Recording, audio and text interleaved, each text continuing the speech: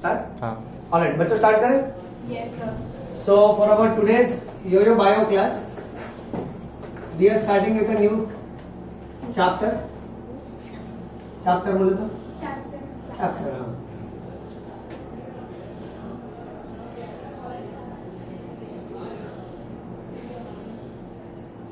What's the name of the chapter? Photosynthesis. What is this? Alright. अब इस chapter में ना see in our school days we all have studied about plants making their own food. कि green plants ये लोग अपना खाना खुद बनाते हैं, इसलिए हम लोग इनको ऑटोट्रॉफ्स बोलते हैं. और ये इस धरती पे बाकी के ऑर्गेनिजम्स को फीड करते हैं. सो बाकी के ऑर्गेनिजम्स इनके ऊपर डिपेंडेंट होते हैं, इसलिए हम लोग उनको हेटेरोट्रॉफ्स बोलते हैं.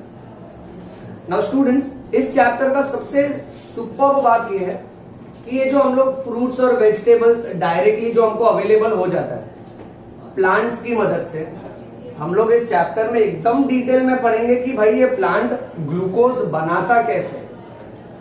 Believe me my dear student, school section में जो हम लोग ने एक एक लाइन में पढ़ा है ना, उसका पूरा फाइन डाइसेक्शन करके ये कॉन्सेप्ट काफी ज्यादा डिटेल में चलेगा. फोटोसिंथेसिस अपने आप में काफी लेंथी चैप्टर है. इसमें हम क्या करेंगे ना, टॉपिक बाय टॉपिक चलेंगे.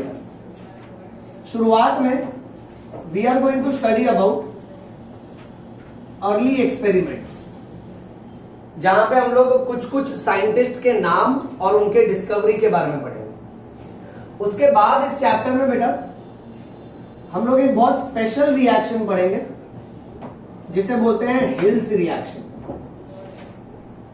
रॉबर्ट हिल नाम का एक साइंटिस्ट था जिसने फोटोसिंथेसिस के डिटेल्ड कॉन्सेप्ट को डिस्क्राइब किया था. सो वो पार्ट होगा हिल्स रिएक्शन.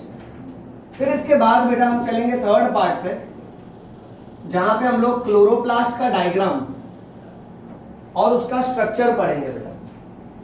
अब जैसे कि हमको मालूम है कि एनर्जी देने के लिए सेल ऑर्गेनल होता है माइटोकॉन्ड्रिया, जिसको हम लोग बोलते हैं power house of a cell. वैसे ही फोटोसिंथेसिस का सबसे मेन ऑर्गेनल है क्लोरोप्लास्ट. सो क्लोरोप्लास्ट डिटेल में पढ़ेंगे.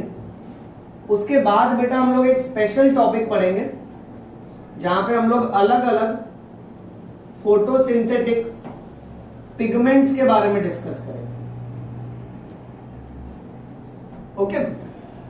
फोटोसिंथेटिक पिगमेंट्स में हम लोग ये समझेंगे कि स्कूल डेज से हमको जो रटवाया जाता है कि भाई सनलाइट और क्लोरोफिल की मदद से फोटोसिंथेसिस होता है, बट यहां हम लोग ये डिस्कस करेंगे कि क्लोरोफिल अकेला फोटोसिंथेसिस करके नहीं देता है. उसके अलावा और भी बहुत सारे केमिकल कंपाउंड्स हैं जो फोटोसिंथेसिस में हेल्प करते हैं. So that will be the part of photosynthetic pigments. फिर इसके बाद आफ्टर फोटोसिंथेटिक पिगमेंट्स इस चैप्टर का कुछ इंपॉर्टेंट ग्राफ है, वो हमको समझना पड़ेगा, जहां पे कंपैरेटिवली बहुत इजी ग्राफ है. ये ना तो फिजिक्स ना तो मैथ्स की तरह कोई कॉम्प्लिकेटेड ग्राफ होगा जिसके सम्स होंगे. ये खाली कुछ इंपॉर्टेंट कर्वेचर्स होंगे जो हमको समझने हैं बेटा. And after this then we will go to 4 important answers of this chapter. One will be cyclic reaction, other will be non-cyclic reaction, followed by C3 cycle, then followed by C4 cycle. देखो बच्चों, मैं आपको सिर्फ अभी title बता रहा हूं कि इस चैप्टर में क्या क्या पढ़ेंगे, तो आप है ना इसको नाम को लेके परेशान मत हो. आप लोग खाली सुनो कि हाँ ठीक है ये आने वाला है, और जब एक एक टाइटल डिटेल में चलेगा ना तो I am very sure that कि आपको सब समझ जाएगा. बट ये कैसा, ये चैप्टर का रोड मैप है बच्चों. एक के बाद हमको ये सारे टॉपिक कवर करना है, और लास्ट में हम लोग पढ़ेंगे डिफरेंट फैक्टर्स अफेक्टिंग फोटोसिंथेसिस, और इसमें एक लॉ पढ़ेंगे हम लोग which is called as Blackman's law. जैसा सुपरमैन होता है बेटा, स्पाइडरमैन होता है, अपने यहाँ पे कौन है? ब्लैकमैन. काला आदमी है, फेयर एंड लवली नहीं लगाया है बेटा. तुमको कोई प्रॉब्लम है? ओके. अब ब्लैकमैन्स लॉ यानी ये भी कैसा है, anyway jokes apart, but a very good dedication to this great scientist called as Blackman. Blackman ने है ना फोटोसिंथेसिस का एक लॉ डिस्क्राइब किया था कि अलग अलग फैक्टर्स में से कैसे कौन सा फैक्टर डिसाइड करता है कि फोटोसिंथेसिस फास्ट होगा। अब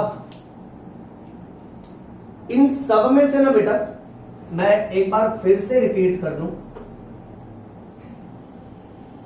ये 4 answer cyclic, non cyclic, C3, C4, ये चारों आंसर स्कीमेटिक रिप्रेजेंटेशन की तरह है। आप स्कीमेटिक समझते हो बेटा, यानी फ्लो चार्ट्स कैसे होते हैं कि एक केमिकल फिर एरो किया वो दूसरे में कन्वर्ट होता है, एरो किया वो तीसरे में, वैसा ही टिपिकल पैटर्न होगा। और ये सारे सेक्शन एनसीईआरटी में एकदम क्लियरली मेंशन्ड नहीं है बेटा, यानी ये जब सेक्शन आएगा ना तो हम लोग क्लास में एक्सटेंसिवली इसको ड्रॉ करेंगे। एंड इस सेक्शन को लेके मैं बहुत ज्यादा स्ट्रिक्ट रहूंगा। जब जब जो जो फ्लो चार्ट पढ़ा चुका होऊंगा वो कभी भी मैं तुमको ऐसा सरप्राइज टेस्ट क्लास में पूछूंगा, वो तुमको आना चाहिए। सो जैसे अगर हम लोग ने एक पूरा फ्लो चार्ट ड्रॉ किया, घर पे जाके प्रैक्टिस करने का, नाम ही है ना फ्लो चार्ट, चार्ट लेने का एकदम डिटेल में। और ये इंसान तुमको यहां खड़े खड़े कभी भी बोलेगा चलो आज नॉन साइक्लिक का आंसर लिखो बिना देखे, आज C3 साइकिल लिखो, आज C4 साइकिल लिखो। तुमको ऐसे स्टार्टिंग में लगेगा ये सर बहुत खड़ूस है, but in the long run you will realise that कि नहीं अब मेरे को ये आंसर आते हैं, क्योंकि ये आंसर में मैक्सिमम स्टूडेंट्स भूल जाते हैं, रिवाइज नहीं करते, बार बार रेपिटेशन होता नहीं है तो दिमाग से निकल जाते हैं। Okay, so these will be the 10 topic. अब इसमें से हम लोग ना फर्स्ट टॉपिक से शुरू करते हैं, that is early experiments.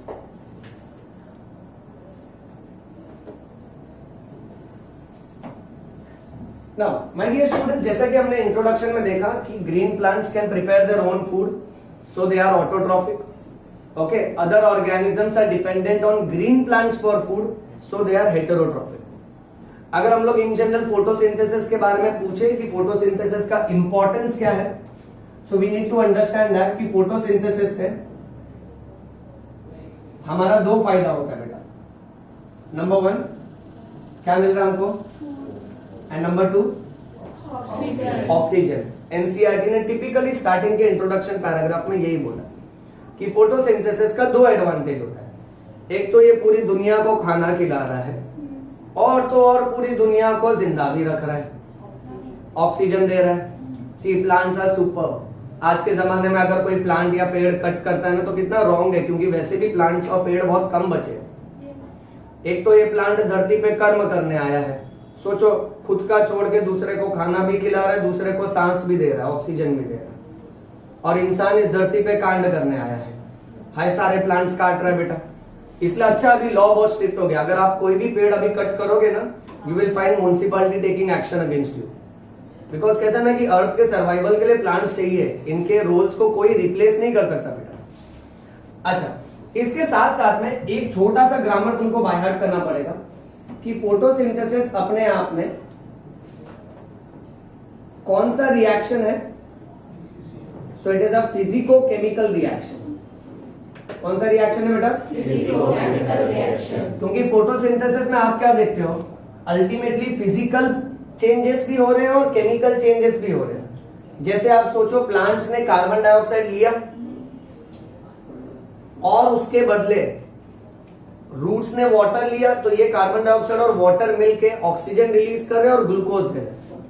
So carbon dioxide जो है वो तो गैस है, और ग्लूकोज जो अपने को मिलता है फ्रूट्स के अंदर वो सॉलिड है बेटा, करेक्ट। तो फिजिकल चेंजेस हो रहा है, उसके साथ साथ केमिकल चेंजेस भी हो रहे हैं। एक जनरल लाइन है जो हमको समझना चाहिए कि फोटोसिंथेसिस में सारी की सारी एनर्जी कहां से आ रही है, बराबर ना, सनलाइट बेटा। So solar energy gets converted into chemical energy, and this chemical energy is nothing but it is glucose बेटा। ग्लूकोज का formula you should by heart, very nice. सबको मालूम है ना इतना बेटा, okay. So generally photosynthesis is responsible for converting the solar energy into chemical energy. एक general equation लिख देता हूं, फिर स्टार्ट करते हैं बेटा। 6 CO2 reacts with 12 molecules of water in the presence of dash and dash sunlight. All right. So general equation of photosynthesis: 6 CO2 reacts with 12 H2 in the presence of sunlight and chlorophyll gives C6H12O6. What is this C6H12O6? Glucose plus 6 water molecule plus 6 O2. इसको revise करो एक बार. मैं इसी भूल गया, तब तक मैं टेम्परेचर चेंज कर देता हूँ.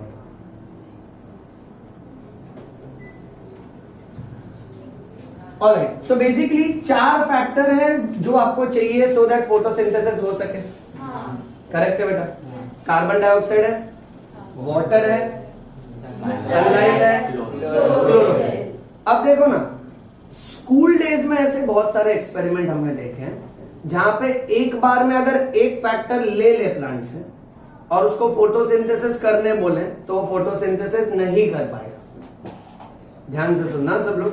जैसे अगर मान लेते सपोज अगर मैं एक प्लांट को वाटर नहीं दूं, बाकी मैं उसको कार्बन डाइऑक्साइड, सनलाइट, क्लोरोफिल दे रहा हूं, तो क्या वो फोटोसिंथेसिस कर पाएगा बेटा? नहीं. सिमिलरली अगर एक प्लांट को, अभी देखो एनसीईआरटी ने ना एक वर्ड लिखा है कि अगर आप एक वैरीगेटेड लीफ लेते हो,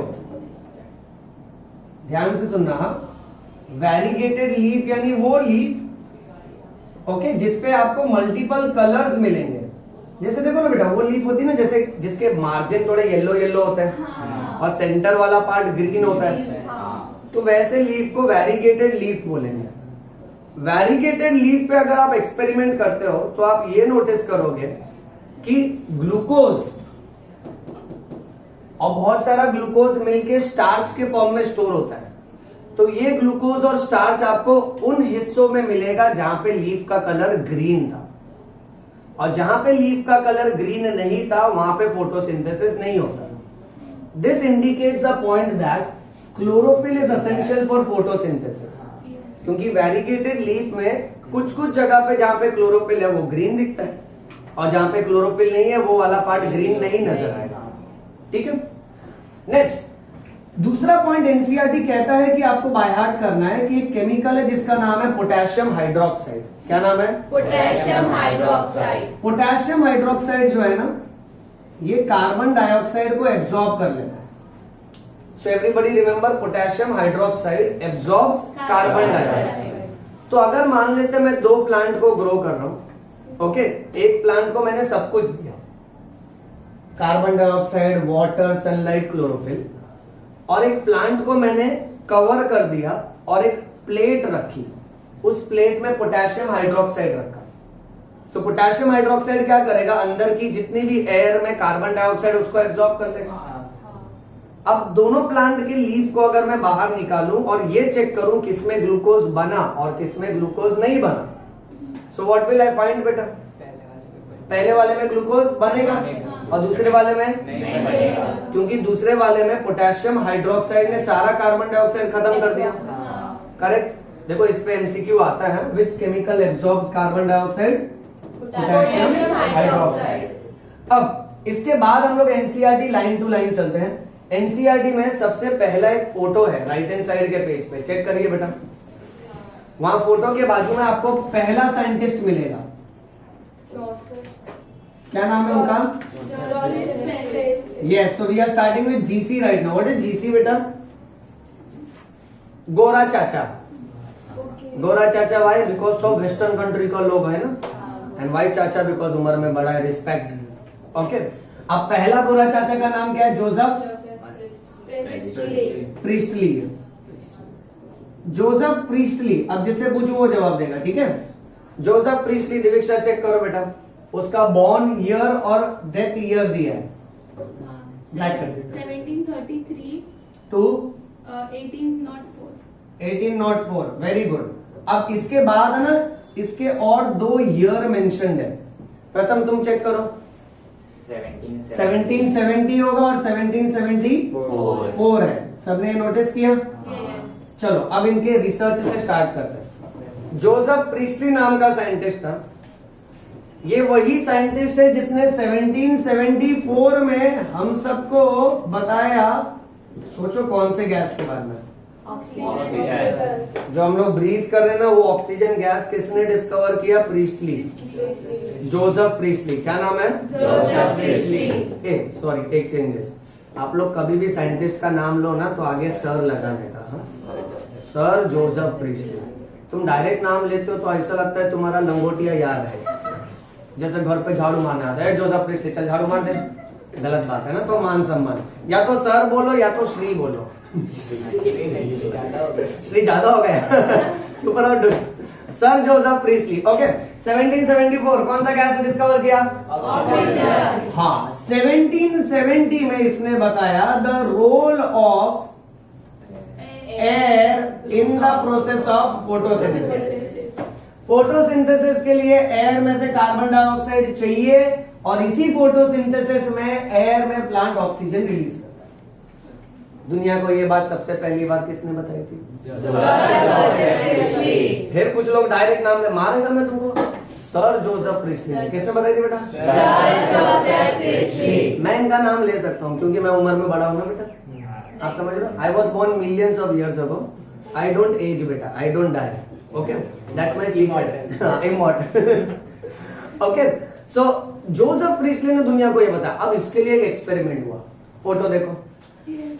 फोटो में आपको कितना बेल जार दिख रहा है? 4 ना? कितना बैल है? 4 बैल है। बैल नहीं है बेटा, अरे है ना, देखना। हाँ, बेल जार, हाँ वही ना। तो तुमको क्या लगा? सिम वाला बैल। 4 बेल जार। पहले बेल जार को देखो ध्यान से, क्या क्या रखा है अंदर? कैंडल और एक माउस। हाँ, कैंडल और एक माउस। ठीक है, अब सेकेंड फोटो को ध्यान से देखो। स्टार्टिंग में कैंडल जल रहा है और माउस जिंदा है। फिर सेकेंड फोटो देखो, कैंडल बुझ गया, चूहा भी बुझ गया। क्या? हाँ, चूहा बुझ जाता है क्या? हाँ, मर जाता है। मुहावरा है, समझ रहे हो ना? ओके, रीजन क्या है क्यों ऐसे मर गया चूहा? उसके ऊपर लाइट, उसके ऊपर लाइट, ऑक्सीजन की कमी की वजह। बोला लाइट गया इसलिए मर गया।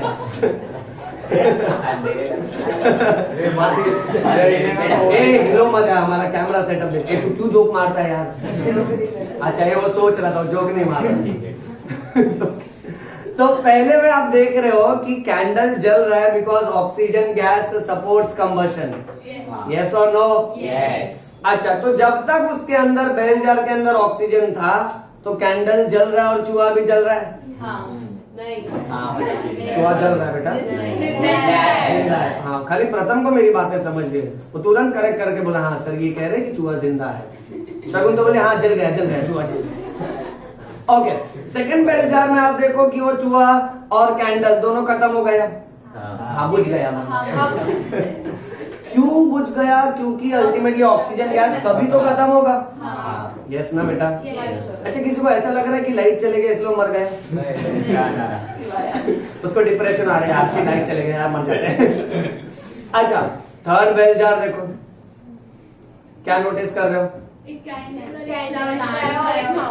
करेक्ट, उसके अंदर मिंट प्लांट रखा है। कौन सा?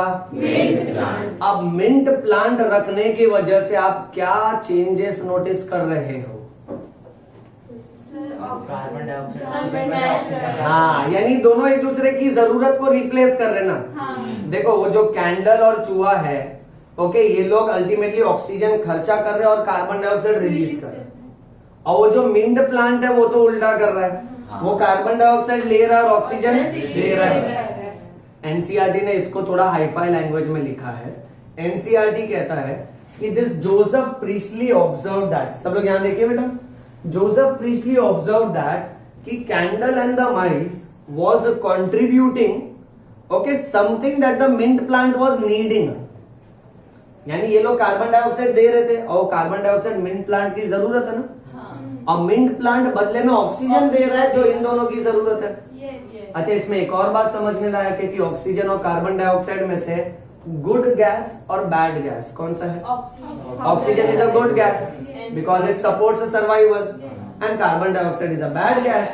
इसलिए ये भी कहा जाता है that the candle and the mouse was contributing bad component to the air and the plant was removing the bad component and it was contributing the good component to the air.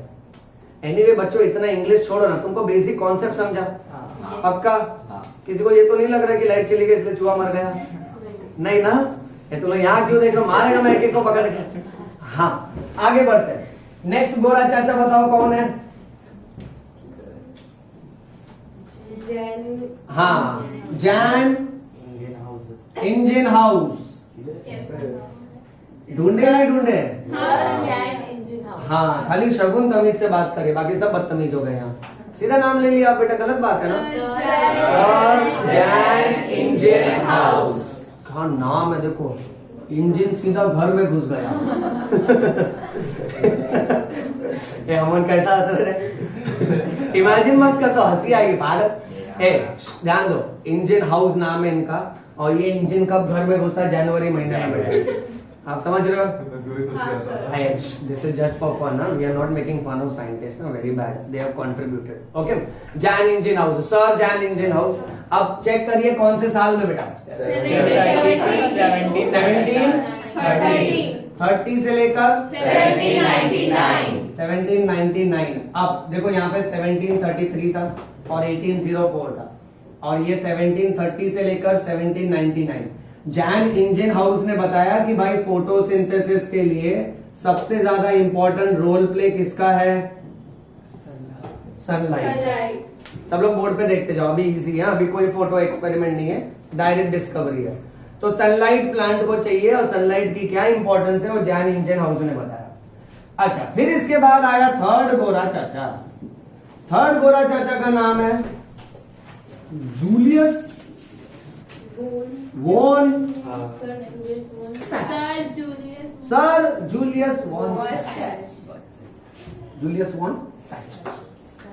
Last में देखो Sachs लिखा, सच मत बोलना। Sir मैं सच बोल रहा हूँ। How amazing है, फोन करता रहे, बोले हेलो मैं सच बोल रहा हूँ। सामने वाले बोलते रहेंगे नाम बता रहे, बोल रहा है झूठ बोल रहा है सच बोल रहा है। Julius von Sachs. अब इसने क्या बोला? प्लांट फोटोसिंथेसिस करने के बाद क्या बनाते हैं? ग्लूकोज अपने आप में एक टाइप का क्या है? अच्छा, ग्लूकोज और शुगर को हम चाहें तो कार्बोहाइड्रेट्स भी बोल सकते हैं। बोल सकते हैं बेटा? हाँ बिल्कुल बोल सकते हैं, देश आजाद है, हम कुछ भी बोल सकते हैं। इसी कार्बोहाइड्रेट्स को हाई-फाई केमिस्ट्री मोनोसैकेराइड भी बोला जाता है। यानी क्या हो गया? शुगर, ग्लूकोज, कार्बोहाइड्रेट, मोनोसैकेराइड, चारों सेम है। कितना समझे? See because carbohydrates are called as saccharides and in a polymeric reaction. Polymeric reaction यानी आप मान लो एक लंबी ट्रेन है और उसके बहुत सारे डब्बे हैं, ठीक है? अगर बहुत सारे कोचेस की ट्रेन होगी तो बोलो पॉलीसैकेराइड, 2 डब्बे की गाड़ी होगी तो डाइसैकेराइड, और एक ही डब्बे की है तो See, my dear students, if it is consisting of single element, you call it as monosaccharide. If it is consisting of 2 elements which are linked, तो आप उसको बोलो disaccharide. और multiple repetition है तो बोलने का polysaccharide. अब फोटोसिंथेसिस करके प्लांट बनाते तो है मोनोसैकेराइड, बट ये ग्लूकोज ग्लूकोज ग्लूकोज सब के सब आपस में कंबाइन होके क्या बना देते हैं? Starch. Twinkle twinkle little starch. You understand new poem? Yes. That's a nutritive poem because we are yo-yo. Bio. समझ में आयो. Prem Ratan Dhan Bio. So twinkle twinkle little stars. Starch के फॉर्म में सारे न्यूट्रिएंट स्टोर होंगे, और इस बारे में दुनिया को सबसे पहले किसने बताया? Sir Julius von Sachs. हाँ स्मार्ट ना, यू चालाक है ब्रो। बहुत चालाक है, वेरी गुड। अभी डांटता था मैं तुम लोग को। Sir Julius von Sachs, very good. अच्छा, इसका भी साल लिखा होगा, कोई ईयर लिखा होगा, चेक करो। 1854। शाबाश मेरा बच्चा, शाबाश। लास्ट गोरा चाचा नंबर 4 सर टी.डब्ल्यू. कौन सा मैन? हाँ, एंगल भी बोल सकते हैं, एंजल भी बोल सकते हैं, जैसा जमे, बट एमसीक्यू में आएगा तो पकड़ लोगे ना बेटा। हाँ सर। ओके, अच्छा। सर टी.डब्ल्यू. एंगलमैन कौन सा साल दिया है? 1843। 1843। ये इसका एक्सपेरिमेंट बहुत गजब है बेटा। इसने क्या किया? इसने एक प्रिज्म लिया बेटा, प्रिज्म जानते हो? उस पे इसने व्हाइट लाइट मार दिया और व्हाइट लाइट मारने के बाद इसको कितना कलर मिला? 7. वो कलर। और ये 7 कलर को हाँ मालूम है, मैं भी 12th स्टैंडर्ड पास हूँ। चेंज कर रहा हूँ, नीचे शिव दस्ते कहेंगे। थोड़ा फिजिक्स आ रहा है, ध्यान देना सब लोग। VIBGYOR 7 colours. Yes. Let us play colour colour now. चलो स्टार्ट। बी से Violet. पहला ही गलत। बी से वैभव सराफ। अबे तो मेरे वजह से तुम्हारी लाइफ में कलर नहीं बचो। हाँ तो यार तुम लोग यार गुरु को भूल जाओगे, बहुत गलत बात है। अच्छा आई से इंडिया, वेरी गुड। बी से बायो। अबे क्या फिजिक्स ब्लू ब्लू कर रहे हैं? बी से बायो बेटा। जी से ज्योमेट्री बोल। अबे जी से गुरु होता है, गुरु। जी से गुरु। क्या ज्योमेट्री कर रहे हैं पागल? चल बता। वाई से यो। हाँ यो चालाक ब्रो, बहुत चालाक। ओ से ऑरेंज नहीं, अरे ये यो है, साथ में ही है बेटा। क्या कर रहे हो? नोटिस किया करो ना। और आर से बेटा retro peritoneum. Oh retro peritoneum, I like that. कितना अच्छा भाई बोला, वेरी गुड। रेट्रो पेरिटोनियल यानी पीछे की तरफ। अच्छा अब इस विबग्योर में नेक्स्ट एमसीक्यू एक कलर मालूम है ना सबको? कोई ऐसा है जिसको सही में नहीं मालूम? इसलिए मैंने रिपीट नहीं किया। एक बार फास्ट फास्ट बोल लेते। चलो वी से आई से बी से वाई से। अरे वाई से। अबे यार क्या कर रहा है यार तुम लोग? क्या करता तुम भी ना? वाई से ये तुम मैं गुरु है ना, फंसाएगा ताकि मेरे बच्चे बाहर नहीं फंसे। समझ रहे हो? हाँ यार सुबह सुबह आंखों का धोखा हो रहा है यहाँ पे। वापस से स्टार्ट करें बेटा। अलर्ट रहने को। Southern India, India fights back. Okay. V से आई से बी से जी से ओ से ओ से येलो। तो वाई से लाफा। ओ से ऑरेंज ना। चलो ध्यान देना। आर से वाई से बी से जी से बी से ओ से। हाँ माइंड चलने लगता। डिड यू नोटिस समथिंग कि दिमाग शार्प होता है? हाँ अंडरस्टैंड। अगर हम लोग एक ही रूटीन में चलेंगे तो दिमाग वैसे इतना डेवलप नहीं होता है। We are exciting our brain, teach you nervous system some different. Okay so that's VIBGYOR. अब विबग्योर में से ये देखा गया है सबसे ज्यादा फोटोसिंथेसिस होता है रेड वेवलेंथ में। सेकेंड मैक्सिमम फोटोसिंथेसिस होता है ब्लू। हाँ समझो ना, नाटक मत करो। Zero photosynthesis.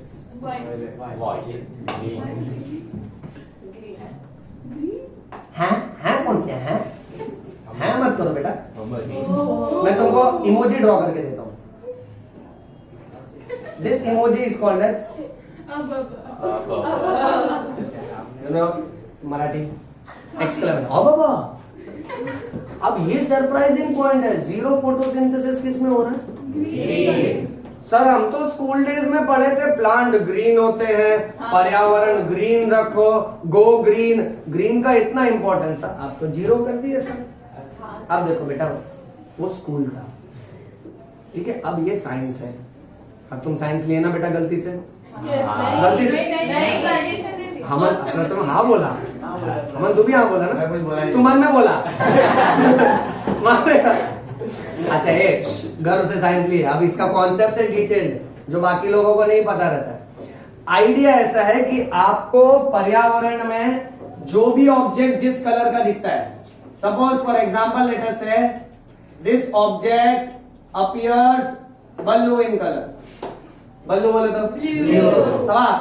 अब इसका कॉन्सेप्ट ये कहता है कि भाई इस पे जो भी लाइट आती है ना, उसमें से वो जिस वेवलेंथ ऑफ लाइट को रिफ्लेक्ट करता है, ये सारे वेवलेंथ को एब्जॉर्ब कर लिया। वॉयलेट ले लिया, इंडिगो ले लिया, रेड ले लिया, बट ब्लू को रिफ्लेक्ट किया। फिर ये ब्लू लाइट, ये देखिए तेरा दोस्त का आईज है बेटा, ओके। सर एक ही आंख है, हाँ काना है दोस्त। ओके, इसमें जब जाएगा ना तो इसके दिमाग का बत्ती जलेगा कि वो ऑब्जेक्ट कौन से कलर का दिख रहा है। See this is the concept of colour my dear students. आपको जो भी ऑब्जेक्ट जिस कलर का दिखता है, लेट अस से ये वाला ब्लू, चेक दिस। अब ये ब्लू कलर का इसलिए दिख रहा है क्योंकि इस पे अलग अलग वेवलेंथ ऑफ लाइट आके इंसिडेंट हो रही है, जैसे रेड है, इंडिगो है, येलो है, ऑरेंज है। अब इसका मटेरियल ही ऐसा है कि ये क्या करता है, सारे कलर्स को एब्जॉर्ब कर लिया, सिर्फ ब्लू वेवलेंथ को फेंक रहा है सब तरफ। इसलिए आप कहीं से भी, जैसे इस तरफ ये जो ब्लू वेवलेंथ फेंक रहा है ना, तो आप सबकी आंखों में जब ब्लू वेवलेंथ जाता है तो आपको ये ब्लू कलर का नजर आता है। सर अगर ये रेड हुआ तो फिर ये रेड, हाँ, जैसे लेटर से बेटा सपोज ये, तो ये कोई स्पेशल प्लास्टिक का बना है, स्पेशल मटेरियल का बना है, उसकी कंपोजिशन कुछ ऐसी होगी कि इस पे जो सारे के सारे वेवलेंथ आते हैं ना, तो ये रेड वेवलेंथ को रिफ्लेक्ट करता है, इसीलिए अपने को ये रेड कलर का दिखता है। ब्लैक सारा एब्जॉर्ब कर लेता है। हाँ, और इसीलिए इसी कॉन्सेप्ट को अगर आगे एक्सटेंड करो तो बायोलॉजी और फिजिक्स के हिसाब से black and white are not colours, क्योंकि व्हाइट का मतलब कॉम्बिनेशन ऑफ ऑल विबग्योर।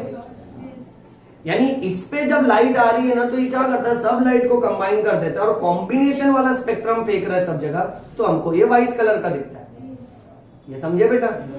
और उसी तरह से सपोज फॉर एग्जांपल अगर हमको ऑब्जेक्ट ब्लैक दिखता है, so black indicates absence of light. Absence of light यानी इस पे अलग अलग वेवलेंथ आया बट इसने सबको एब्जॉर्ब कर लिया। अब ये कोई वेवलेंथ छोड़ ही नहीं रहा है, बाहर कुछ नहीं रिफ्लेक्ट कर रहा है, तो भाई इस पोर्शन में से हमारी आंखों में कोई लाइट नहीं आ रही, इसलिए हमको ये ब्लैक कलर का दिख रहा है। समझे बेटा? अब तुम इस बात को रिलेट करो ग्रीन वाले पॉइंट से बेटा, यानी थोड़ा लॉजिक के हिसाब से सोचोगे तो ग्रीन जो हम पढ़ते हैं ना कि पर्यावरण ग्रीन है, लीव्स आर ग्रीन, फोटोसिंथेसिस करते हैं, सो ग्रीन का सिर्फ इतना सा मीनिंग होता है कि ये अपीयरेंस देता है, हाँ ग्रीन है। बट हम बात कर रहे हैं अंदर के रिएक्शन की। अंदर के रिएक्शन में ग्रीन लाइट किसी काम का नहीं है, सिर्फ दिखावे का ग्रीन होता है। यानी अगर मुझे एक लीफ ग्रीन कलर का दिख रहा है तो बेटा इसका कॉन्सेप्ट ये है कि इस पे जो अलग अलग वेवलेंथ आ रही है, इसमें से सिर्फ ग्रीन लाइट को रिफ्लेक्ट कर रहा है। करेक्ट ना बेटा? तो तुम्हारी आंखों में जब ग्रीन वेवलेंथ जाएगा तो तुमको ये कौन से कलर का दिखेगा? ग्रीन। बट अब इसी बात को थोड़ा खींचो ना, अगर आंखों में ग्रीन वेवलेंथ गई यानी ग्रीन को इसने रिफ्लेक्ट किया, ग्रीन को रिफ्लेक्ट किया यानी ग्रीन लाइट को फेंक दिया ना, यानी इसके अंदर जो भी रिएक्शन हो रहा है उस रिएक्शन के लिए ग्रीन लाइट काम का नहीं है। इसीलिए अगर अंदरूनी तौर पे फोटोसिंथेसिस के इक्वेशन के हिसाब से देखेंगे ना, तो ग्रीन लाइट की जीरो रिस्पॉन्सिबिलिटी है। First maximum photosynthesis will take place in which light? Red. Second maximum blue. Zero photosynthesis green. ये पॉइंट समझा अच्छे से बेटा? एकदम प्रॉपरली समझा ना सबको? ओके। फिर ऐसा क्यों बोलते हैं कि क्लोरोफिल में ग्रीन पिगमेंट है इसलिए वो फोटोसिंथेसिस? करेक्ट। देखो अब कैसा है, वो स्कूल डेज में हमको सिखाया गया है, ये दो अलग अलग बातें एक साथ सिखाई गई ना, तो हम लोग ने उसको रिलेट किया। देखो क्लोरोफिल ग्रीन कलर का है, लीफ ग्रीन कलर का है, और लीफ फोटोसिंथेसिस कर रहा है, ये दो अलग बातें हैं। इसका ये मीनिंग नहीं है कि ये ग्रीन कलर का है इसलिए फोटोसिंथेसिस कर रहा है। Understand the fine line of difference. अभी हम लोग क्या है, साइंस पॉइंट ऑफ व्यू बात कर रहे हैं। स्कूल में चलता था कि ये ग्रीन कलर का ये फोटोसिंथेसिस करवा के दे रहा है। देखो ये ग्रीन कलर का एग्रीड, अब उसके अंदर फोटोसिंथेसिस सिर्फ लीफ में होता है, वो भी बात बराबर है, बट ग्रीन की वजह से फोटोसिंथेसिस नहीं हो रहा है। तो ये दो अलग अलग बातें ना। और हमको क्या बताया जाता था कि फोटोसिंथेसिस में क्लोरोफिल चाहिए, क्योंकि मेन फोटोसिंथेसिस क्लोरोफिल करके देता है, और क्लोरोफिल ग्रीन कलर का है, तो हम क्या करते हैं, सबकॉन्शियसली उसको रिलेट कर लेते हैं, और टीचर भी माइंड नहीं करता। ओके, तो हमको क्या लगने लगता है, ये ग्रीन कलर का इसलिए फोटोसिंथेसिस नहीं, ये अलग अलग फैक्ट्स है, इसको रिलेट नहीं करना है। क्लोरोफिल ग्रीन कलर का है, अब उसका कॉन्सेप्ट क्या कहता है, क्योंकि क्लोरोफिल ग्रीन वेवलेंथ को फेंक रहा है और क्लोरोफिल फोटोसिंथेसिस करता है। अब तुम सोचो कि वो फोटोसिंथेसिस कर रहा है और ग्रीन लाइट को फेंक रहा है, यानी ग्रीन लाइट उसके काम का नहीं, ग्रीन लाइट उसको सिर्फ अपीयरेंस दे रहा है। तो सर क्लोरोफिल अगर प्रेजेंट है तो ग्रीन लाइट तो होना ही है ना लीफ में? करेक्ट, अपीयरेंस होगा सिर्फ, वो दिखेगा ग्रीन कलर का, बट अंदर जो खाना बना रहा है ना, जो ग्लूकोज बना रहा है, उसमें तो ग्रीन लाइट की कोई रिस्पॉन्सिबिलिटी नहीं है, उसका कोई कॉन्ट्रैक्ट, क्योंकि ग्रीन लाइट तो फेंक दिया उसने बाहर। ये समझे बेटा? ओके, अब नेक्स्ट जो कॉन्सेप्ट है ना, वो इससे भी ज्यादा डिटेल्ड है। नेक्स्ट कॉन्सेप्ट को एकदम ध्यान से सुनना बेटा, बहुत इजी तरीके से स्टेप बाय स्टेप बताऊंगा, बहुत अमेजिंग कॉन्सेप्ट है। अब हमने ये जो फोटोसिंथेसिस का इक्वेशन देखा बेटा, इस इक्वेशन को यहां ले आता हूं बेटा, इसको थोड़ा सिंप्लीफाई कर देता हूं। सब लोग नेक्स्ट 15 मिनट एकदम ध्यान से सुनना बेटा, मैं नहीं चाहता हूं कि ये पॉइंट थोड़ा भी 1% कम समझे आपको, जैसा मैं बोल रहा हूं वैसे ही समझने से। इस इक्वेशन को रिड्यूस कर रहा हूं मैं, तो मैं इसको ऐसे लिख रहा हूं,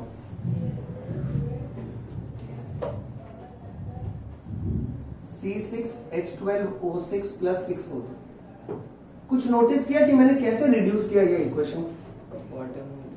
वाटर मॉलिक्यूल, करेक्ट ना? मैंने दोनों तरफ से equal number of water molecule गायब कर दिया। अगर यहाँ से 6 वाटर मॉलिक्यूल गायब किया तो यहाँ तो 12 है ना, उसमें से भी 6 निकाल सकता हूँ मैं, करेक्ट? तो 6 ही बचा, तो ये इक्वेशन थोड़ा छोटा हो गया। इसको और छोटा करते हैं, मतलब अब है ना केमिस्ट्री में नहीं जाते, वो बैलेंसिंग वाला पार्ट जाने दो, सिर्फ ये देखो कि कौन कौन केमिकल आ रहा है और मिलके कौन सा केमिकल दे रहा है, ठीक है? Now we are ignoring the balancing component. We are not interested in chemical equation and the balancing part of it. So chemistry नहीं चाहिए, सिर्फ बायोलॉजी बात करते हैं, ठीक है? Now इस इक्वेशन को हम लोग आगे और सिंप्लीफाई करते हैं। अब इसको आगे सिंप्लीफाई करने में ये देखा गया बेटा कि बेसिकली फोटोसिंथेसिस में तो यही हो रहा है।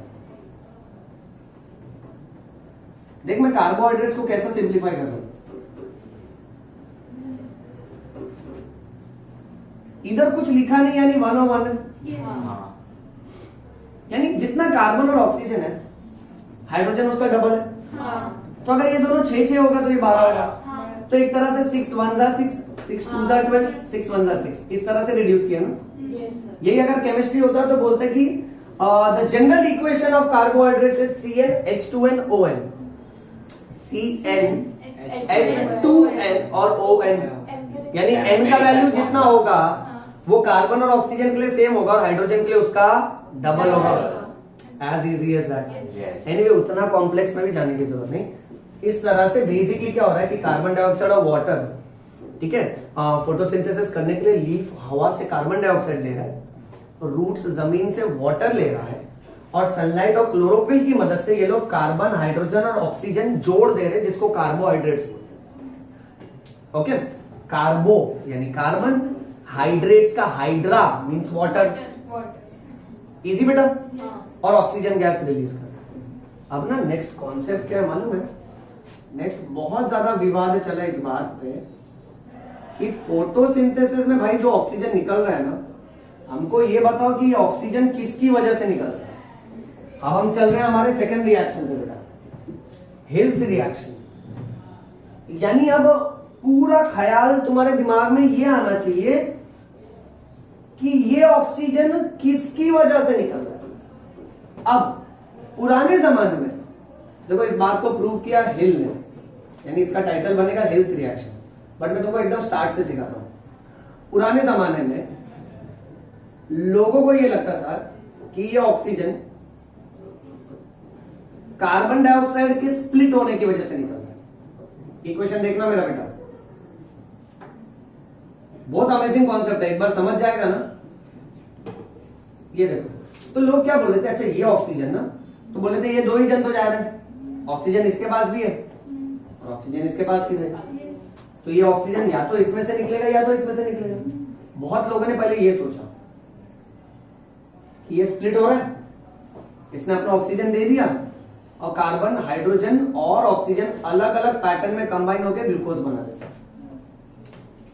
ऐसा पहले के जमाने में माना जाता था, और ये मानना भी सही था, क्योंकि लोगों को जनरल आइडिया था कि लीफ कार्बन डाइऑक्साइड लिए, ऑक्सीजन दिए, एक गैस गया दूसरा गैस आया, तो उनको क्या लगता था ये गैस अंदर जाके स्प्लिट हुआ होगा और इसने अपना ऑक्सीजन वाला कंपोनेंट फेंक दिया बाहर। बट कमाल की बात, ये जो ऑक्सीजन निकल रहा है ना, ये ऑक्सीजन कार्बन डाइऑक्साइड के वजह से नहीं निकल रहा है, ये किसके स्प्लिट होने की वजह से निकल रहा है? हाँ, अब ध्यान से देखना, मैं वापस से रिपीट कर रहा हूं, बैलेंसिंग पार्ट नहीं, सिर्फ कॉन्सेप्ट देखना बेटा। यानी असलियत में ये हो रहा है बेटा,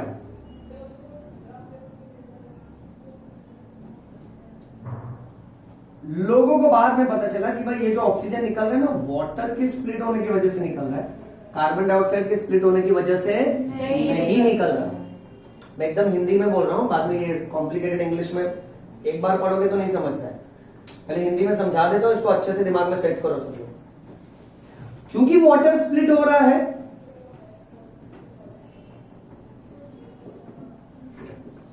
इसीलिए इस इक्वेशन को बोलते हैं फोटोलाइसिस ऑफ वाटर। क्या बोलते हैं? जहां मेरा बेटा ये याद रखना कि फोटो यानी फोटोन यानी लाइट, सनलाइट, और लाइसिस मींस टू ब्रेक। पानी टूट रहा है सनलाइट के प्रेजेंस में। बहुत बड़ी बात बोल दी थी, और ये एक्चुअली पूरा ख्यालात चालू हुआ। एक साइंटिस्ट है जिनका नाम था कॉर्नेलियस वैन नील। क्या नाम है बेटा इनका? हाँ, सर कॉर्नेलियस वैन नील। ये आपको एनसीईआरटी में नेक्स्ट पेज पे मिलेगा, लेफ्ट हैंड साइड पे बेटा, पेज नंबर 208। चेक करो, मिडिल सेक्शन में कहीं रहना चाहिए। कॉर्नेलियस वैन नील। पहला इंफॉर्मेशन कौन से साल में? 1897 to 1985। करेक्ट, 1985 तक। देखो उसमें दो बैक्टीरिया दिए रहेंगे, कौन सा है? Purple and green. हाँ, ब्लूइश नहीं लेंगे, purple. NCERT line to line catch करते बेटा, पर्पल एंड ग्रीन बैक्टीरिया। अच्छा, ये एमसीक्यू बनेगा बेटा, पर्पल एंड ग्रीन बैक्टीरिया। किसने ना, मतलब इन बैक्टीरिया पे जब रिसर्च किया तो देखो उसको ये इक्वेशन मिला। सब लोग यहां देखो, देखो कैसा होता है ना कि जो प्राणी अपना खाना खुद बनाता है सनलाइट की मदद से, उसको बोलते हैं फोटोसिंथेसिस। बट अगर वो अपना खाना खुद बना रहा है किसी केमिकल की मदद से, जैसे हाइड्रोजन सल्फाइड, तो उस प्रोसेस को बोलते हैं कीमोसिंथेसिस। क्या बोलते हैं? कीमोसिंथेसिस। देखो यहाँ कार्बोहाइड्रेट्स है, तो इसने भी तो अपना खाना बनाया ना बेटा। अच्छा, अब इसके इक्वेशन में कॉर्नेलियस वैन नील ने दुनिया को क्या बोला? इसने दुनिया को बोला कि देख, मेरे इक्वेशन में सल्फर प्रेसिपिटेट हो रहा है, और मुझे मालूम है कि LHS लेफ्ट हैंड साइड में सल्फर तो एक ही के पास है, तो मेरा इक्वेशन बहुत क्लियर है कि भाई ये सल्फर किसकी वजह से आ रहा है? हाइड्रोजन सल्फाइड के स्प्लिट होने की वजह से। और उसने बोला आप लोग अपनी इक्वेशन के बारे में भी सोच लो, बट मैं मेरे बैक्टीरिया के बारे में बहुत क्लियर हूं। अब इसको कंपेयर करो इस इक्वेशन को फोटोसिंथेसिस के इक्वेशन के साथ, सेम फ्लो में चल रहा है ना। तो इसने दुनिया को हिंट दिया कि जैसे मेरे रिएक्शन में हाइड्रोजन सल्फाइड स्प्लिट हो रहा है और वो सल्फर को प्रेसिपिटेट करवा रहा है, उसी तरह से आप लोग के फोटोसिंथेसिस रिएक्शन में भी शायद ऐसा कुछ हो सकता है। इसके इशारे को सबसे पहले कैच किया इस साइंटिस्ट ने जिनका नाम है रॉबर्ट हिल। इसीलिए बेटा हम लोग इस रिएक्शन को बोलते हैं हिल्स रिएक्शन। क्या बोलते हैं? Hills reaction. बेटा मैं तुमसे एक बात कहता हूं, फोकस करना। मतलब इस स्टोरी में मेन हीरो है रॉबर्ट हिल। इस पे मैक्सिमम क्वेश्चन आते हैं। भले उसने कॉर्नेलियस वैन नील की सोच से स्टार्ट किया, बट ज्यादा फेमस ये हुआ क्योंकि दुनिया को इसने समझाया।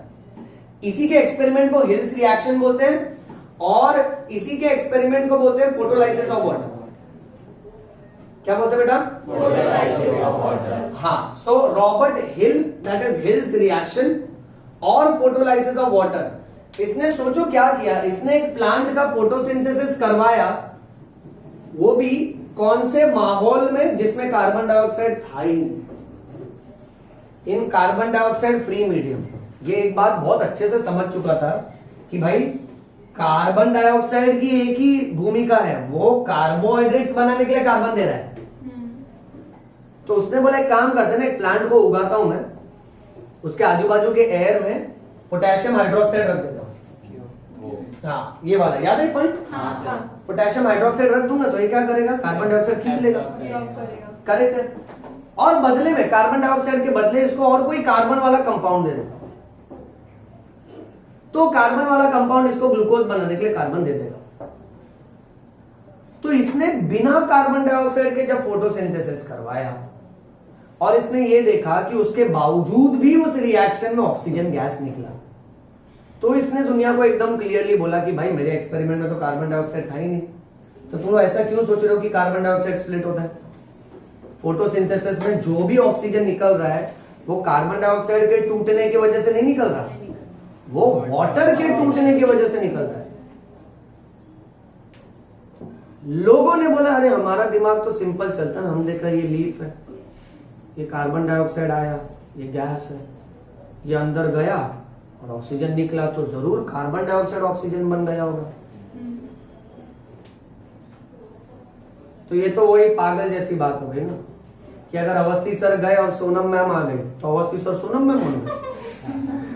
तो आप ये नहीं बोल सकते ना ये गैस अंदर गया ये निकला, यानी ये गैस इसी में से बना है। अरे अंदर कुछ और रिएक्शन हो रहा होगा, राइट? लोग क्या करते थे, गैस गैस सोचते थे, कार्बन डाइऑक्साइड गैस अंदर गया और ऑक्सीजन गैस निकला। बट सोचो ना, ये जो ऑक्सीजन निकल रहा है ना गैस, वो लिक्विड से निकल रहा है, रूट जो पानी खींच रहा है उसमें से।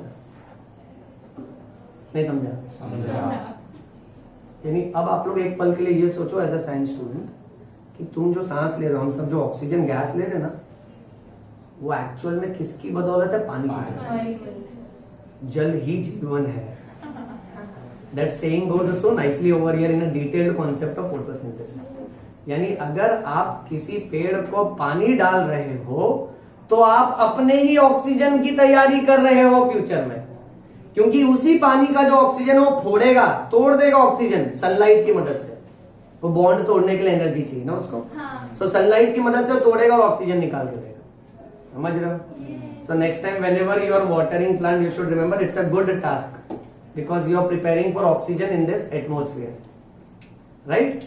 अच्छा, और अगर इसको और थोड़ा कॉम्प्लिकेटेड तरीके से सोचे तो हम जो ऑक्सीजन ब्रीथ कर रहे हैं वो पानी से आ रहा है। ये बात तो प्रूव हो गई।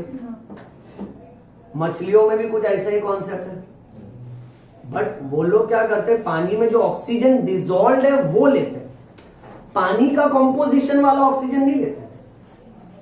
You understand this? जैसे अगर मैं मान लो Pepsi, Coca Cola, soft drink खोल दिया, तो ऐसा मस्त नागिन जैसा आवाज करता है, राइट?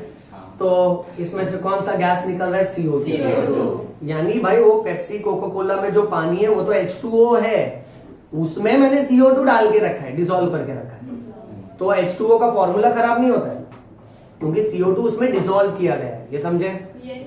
अच्छा, अब बात ऐसी है कि उसी वाटर में जब ऑक्सीजन डिसॉल्व किया जाता है तो ये डिसॉल्व ऑक्सीजन मछलियां लेती हैं थ्रू गिल्स, बट हम तो उससे हाई वर्जन का ऑक्सीजन ले रहे हैं। वो वाटर के ही केमिकल कंपोजिशन वाला ऑक्सीजन तोड़ के हम लोग ब्रीथ करते हैं। और हमारे पास देखो गिल्स तो फिर भी मछलियों के पास है, हमारे पास प्लांट है जो वाटर में से ऑक्सीजन तोड़ के फिल्टर, मतलब एक्वागार्ड फेल है इसके सामने। वो तो पानी में से कचरा निकलता है तो पानी का ही केमिकल कंपोजिशन का ऑक्सीजन तोड़ के तुमको ब्रीथ करने के लिए दे रहा है। सो प्लांट का रोल और इंपॉर्टेंस, सिग्निफिकेंस इस अर्थ पे कितना जबरदस्त है ना बच्चे, क्योंकि ये काम और कोई नहीं कर सकता। अच्छा, but let me tell you, यहाँ पे ना मैं एक और बात तुमसे कहता हूँ कि ये ना, ये बात है ना फिर भी लोगों को समझ में नहीं आई थी, क्योंकि रॉबर्ट हिल उस टाइम पे, खाली टाइटल मिटा देता हूँ, ठीक है? 2 मिनट रुक जाओ, खाली टाइटल मिटा देता हूँ क्योंकि टाइटल इंपॉर्टेंट नहीं है। 2 इक्वेशन और है, फिर आइडिया क्लोज हो जाएगा, फिर फोटो क्लिक करते हैं। ओके, रॉबर्ट हिल ने एक्चुअली उस टाइम पे जब बात कर रहा था ना, तो लोगों को उसकी बात एक्चुअली क्या थोड़ी समझी, थोड़े लोग कन्विंस हुए, थोड़े नहीं कन्विंस हुए। उसने जब लास्ट में लोगों से पूछा, हाँ समझा क्या, तो कुछ लोग बोले यार रुको हम मर जाते हैं। हाँ, तुम यार इतना हाइपंडू बोलते हैं यार, तो कुछ लोगों को नहीं समझा। 2 कमाल के साइंटिस्ट है, मेरे पर्सनली इससे भी ज्यादा फेवरेट साइंटिस्ट ये दोनों, रूबेन एंड केमेन। ये दोनों क्यों फेमस हुए मालूम है? क्योंकि इन्होंने रॉबर्ट हिल की बात दुनिया को समझा दी। नहीं समझे? देखो मेन मेहनत किसकी थी? रॉबर्ट। और एक्चुअली देखेंगे तो उससे भी पहले मेन मेहनत तो कॉर्नेलियस वैन हील की थी। बट ये दोनों ने ना सबका थियरी पढ़ा, बोले लोग क्या गधा है, समझ नहीं आया, इनको थोड़ा इजी स्टाइल में बताना पड़ेगा। तो लोगों ने बोला ठीक है, इधर आओ, किसको किसको नहीं समझाओ, बैठो। तो लोगों को बैठा, बोला क्या प्रॉब्लम है? लोग बोले भैया हमको अभी भी लगता है कार्बन डाइऑक्साइड टूट रहा है। ऑक्सीजन जो गैस है ना, तो कार्बन डाइऑक्साइड भी गैस है, गैस आपस में समझौता कर लेते होंगे। अब ये लिक्विड क्यों बीच में डाल रहे हैं? वाटर कहां से टूटेगा? समझ नहीं आया। वो रॉबर्ट हिल आया, हिला दिया सबको एकदम। ओके, हम लोग सब परेशान हो गए। बोला रुपए काम, रूबेन एंड केमन ने बोला हम लोग ना ऑक्सीजन लेंगे, 2 प्रकार का oxygen, 16 and 18. We all are aware of isotopes, na? These are atoms of same elements having same atomic number but different, as easy as that, बराबर है। अब ये दोनों में से नॉर्मल वाला ऑक्सीजन है 16 और हेवी वाला ऑक्सीजन 18, बराबर बेटा। अब ये लोग ने क्या किया ना, सिर्फ ऑक्सीजन का हेवी आइसोटोप 18 वाला लेके इस इक्वेशन को प्रूव किया। तो इसने ना लोगों को समझाया, देखो बेसिकली इतना तो तुमको समझा ना कि कार्बन डाइऑक्साइड वाटर से रिएक्ट कर रहा है, तो लोग ने बोला हाँ ये मालूम है, in the presence of sunlight and chlorophyll CH2O यानी कार्बोहाइड्रेट्स का सिंपल फॉर्म है और ये ऑक्सीजन निकल रहा है। भैया इतना गधा नहीं है हम लोग, बोला हाँ मालूम है ना ये। तो देखो क्या हो रहा है बेसिकली, लोग बोले भैया ये 2 बार क्यों लिख रहे हो, बोला तुम लोग गधा है, एक बार में नहीं समझे। ओके, बोला देखो आप एक काम करते हैं, अब ना एक ऐसा फोटोसिंथेसिस करवाते हैं जिसमें कार्बन डाइऑक्साइड का जो ऑक्सीजन है ना उसको भारी वाला ले लेते हैं और इस प्लांट को ऐसा पानी देते हैं जिसमें पानी का जो ऑक्सीजन है वो नॉर्मल वाला है। बच्चों आप लोग अभी सोचना स्टार्ट करो, अभी आपको क्या लगता है कि कहां 16 जाएगा और कहां 18 जाएगा, दोनों में से इधर क्या बनना चाहिए? हाँ करेक्ट, तो ये 16 वाला निकला और ये जो कार्बोहाइड्रेट्स में जो ऑक्सीजन था वो कौन सा वाला निकला? यानी सुनो ना, ये 16 वाला निकला तो इसने लोगों को क्या बोला, देख तेरा तो कार्बन डाइऑक्साइड में जो ऑक्सीजन है वो 18 वाला है। एज इजी दैट, कुछ नहीं भी समझ रहे क्या इक्वेशन है, सब तेल लेने का। तू ये देख तेरा कार्बन डाइऑक्साइड से ऑक्सीजन निकल रहा है, तेरे को लग रहा है ना, तो इसमें मैंने टैग लगा दिया, ये ऑक्सीजन 18 रुपया किलो, ये 18 वाला है, ये सस्ता ऑक्सीजन 16 रुपया किलो। ठीक है, तो भाई जो ऑक्सीजन निकल रहा है वो अगर 16 वाला निकल रहा है यानी ये इसकी पैदाइश है ना। बोला चाहिए तो डीएनए फिंगरप्रिंटिंग करके देख, इतना हाई फाई मत बोलो, समझ गया ये 16 मैच हो गया यानी ये वाटर से आ रहा है। बोला रुक रुक रुक, अभी उल्टा भी प्रूव करते हैं। ले अब इसको भारी वाला ले लेते हैं और इसको हल्का वाला ले लेते हैं, तो कहाँ क्या बनेगा बोलो? यहाँ पे 18 रिलीज होगा और कार्बोहाइड्रेट्स में जो ऑक्सीजन है वो 16 वाला होगा। यानी the source of oxygen in the process of photosynthesis is not carbon dioxide, it is water. In other words, carbon dioxide does not split it to release oxygen, it is water molecule that splits to release oxygen. बेटा am I clear? Yes. अच्छे से समझा ना? Okay, अब इसके बाद एक equation इसका थोड़ा कॉम्प्लिकेटेड वाला है। अब फोटोसिंथेसिस एकदम डिटेल में चलने लगा, जब रिसर्च होने लगे ना तो लोगों को ये पता चला।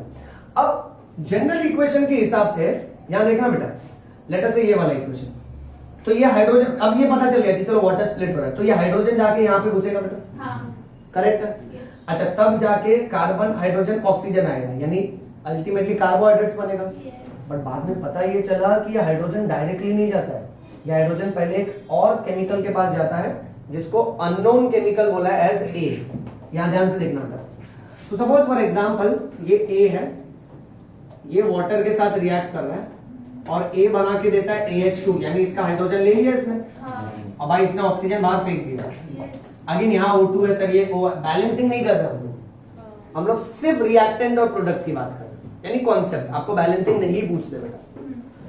सो अब पता चला कि वाटर जब स्प्लिट होता है ना तो वो अपना हाइड्रोजन डायरेक्टली CO2 को नहीं देता है, पहले A को देता है। सो A को बोला गया as unknown hydrogen acceptor. A कौन है? हाँ, अननोन हाइड्रोजन एक्सेप्टर। लोग बोले अब ये क्या नया नाटक है? बोले नाटक नहीं है, केमिकल है, सुनो ध्यान से।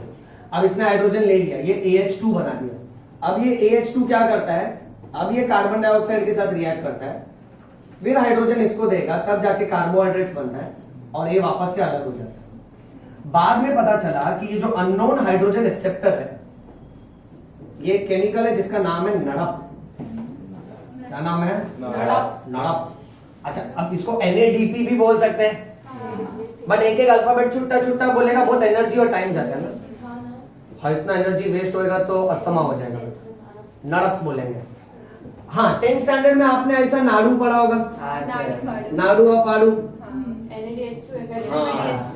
वैसे ये जो नड़प है ना, ये कन्वर्ट होता है नड़प्पू में। देखो ये नाड़ू है, ये फाड़ू है, ये नड़प्पू है। इतना समझे? हंसो मत यार बेटा, अभी मैं एक एक बोलूंगा। NADH2 है, FADH2 है, NADP। अभी कितना टाइम जा रहा है? नाड़ू फाड़ू नड़प्पू, खत्म बेटा। ओके, ये हमने 10th में पढ़ा था. हाँ. ओके, इसका भी एक शॉर्ट रिवीजन दूंगा तुमको in terms of full form. पहले इस पे फोकस करो. ये जो नड़प्पू है ना, नड़प्पू का फुल फॉर्म है nicotine amide adenine dinucleotide phosphate hydrogen.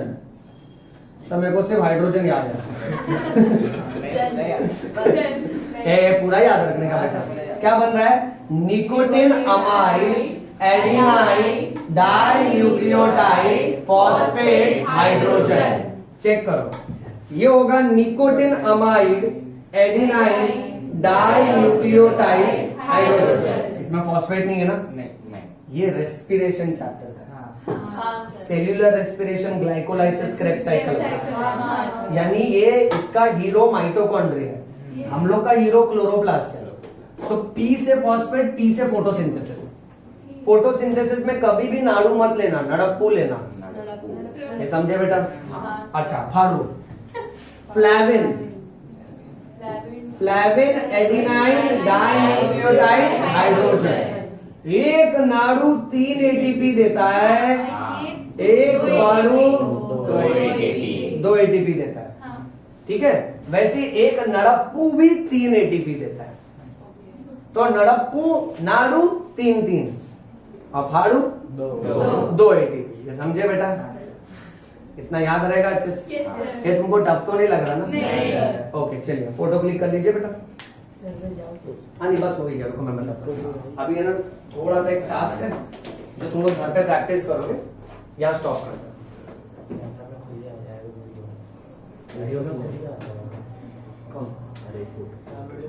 हाँ, वैसे तो वो भी आ जाएगा, स्क्रीनशॉट भी ले सकते, बट वीडियो अभी कब अपलोड है 1-2 दिन में. चलो वो ओके. सो बच्चों यहाँ पे हम लोग स्टॉप करते हैं. अभी आप लोग ध्यान से सुनना. आपका होमवर्क ये है कि ये चैप्टर स्टार्ट से लेकर ओके आप लोग ये पेज नंबर पीछे वाला 208 पूरा पढ़ के आना. ठीक है, पेज नंबर 208 तक. और आते लेक्चर में हम लोग ना ये पूरा है ना शॉर्ट में थोड़ा रिपीट करके क्लोरोप्लास्ट का डायग्राम और उसके बाद और हाईफाई. बेटा देखो, मैंने आज जो सिखाया वो तो अच्छी बात है, but back of the mind में ये लेके जाना. वो टाइटल में ना 4 टाइटल थे, cyclic, non cyclic, C3, C4. ये बहुत इंपॉर्टेंट है इस चैप्टर में. इसका मैं जैसे जैसे जो स्कीमेटिक कराते जाऊंगा ना, वो तुमको है ना घर पे प्रैक्टिस करके कभी भी रेडी रहने का. तुम मालूम है वो जो 4 स्कीमेटिक है ना, बच्चे अक्सर भूलते हैं बेटा, but I make it a point कि मैं तुमसे करवा के दे दूंगा. ठीक है, 20 रीड करके आना है सिर्फ. हाँ, सिर्फ टेक्स्ट बुक रीडिंग करके आना बेटा. Yes yes yes. चलिए स्टॉप करें यहाँ पे बेटा. चलिए इसको बंद कर दीजिए. सर आपका BTS भी